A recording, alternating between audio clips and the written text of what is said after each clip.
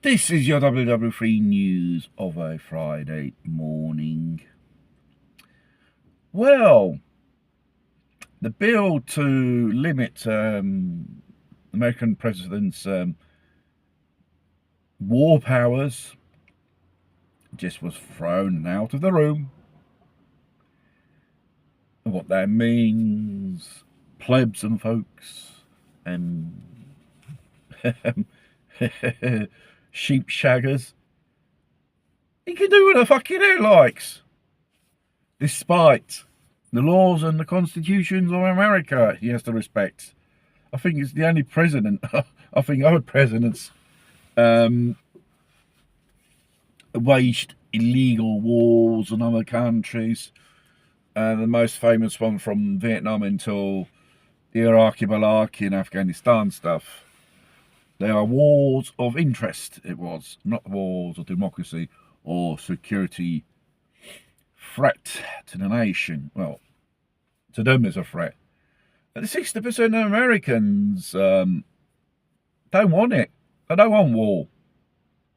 But mind you, sooner or later, America will drag you into a war which you won't be a part of.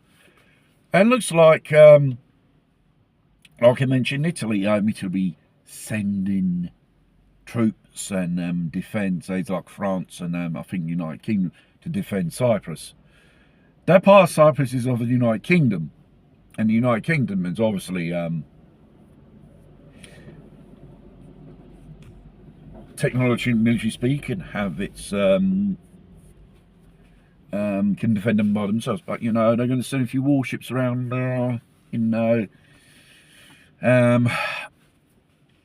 trying to say to the Iranians, we're not going to take no shit from you.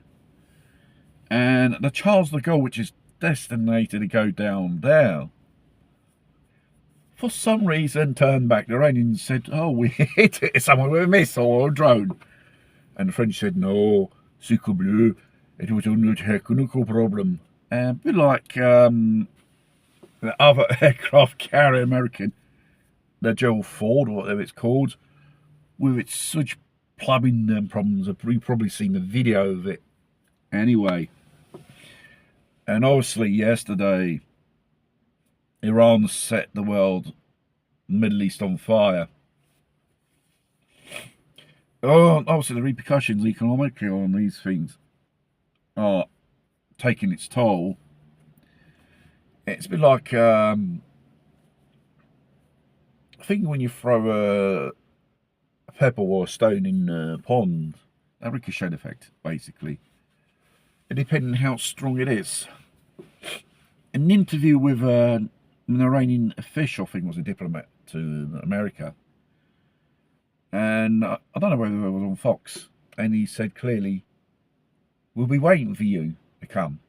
And yes, the West are thinking, and they're going to send boots on the ground.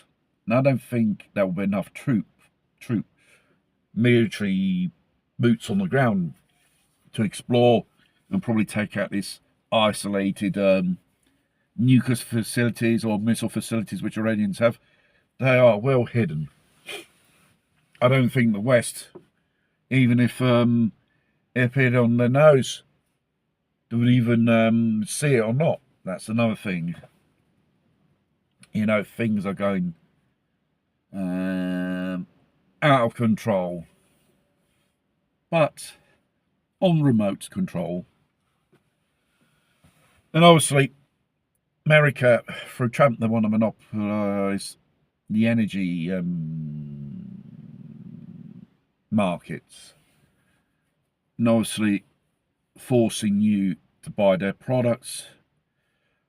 Like Europe, it's arming itself. And Brussels said to them, you can't spend money on social projects like welfare, pensions, schools and stuff like, or investments to create employment. Nothing. The only thing you can spend money and you can make debits on is rearming yourself, or you make arms for a third party, for Ukraine, for example. or another country which is an ally, which is a contractor of the West, basically. We are on that path of World War III because Middle East, when it comes to geopolitical speaking, you know those faults which are in the earth every time there's an earthquake, in the end it becomes a big one. When they go, the big one will come. That is a question of time. It's all a series of events which builds up to that big one. Like Albert Pike said, it'll be Christians against Muslims. And the fact is, the Zionists, Israelis on the Nazis and Nazis with the Americans, these Nazis and Nazis, throughout the centuries they had influence on Western culture and then society itself. And they've got strong roots in America, these Zionists, and the rest of the world. You don't dance to a tune, we take you out. This is probably why Hitler saw the Zionists as a threat, because he knew if they were to take control of Germany another time, which they did, it would be curtains for the population. It will be probably curtains for us in another sense. Probably there you can say, nah, it doesn't touch me. When it starts touching your pocket, and when your government starts saying, we're going to send troops, like here in Italy and probably other Western countries going to follow, like a form of aid, that means they're in it and they're on it. And the thing is, whoever they send down there will never be enough, because they need hundreds of thousands of troops to go down there. It's a very hostile land to, how do you say, explore, to conquer. It's absolutely impossible, at the sacrifice of many hundreds of thousands of lives. Don't forget, that's Iranians' turf for the last 5,000 years. Who better they know? Who knows that patch?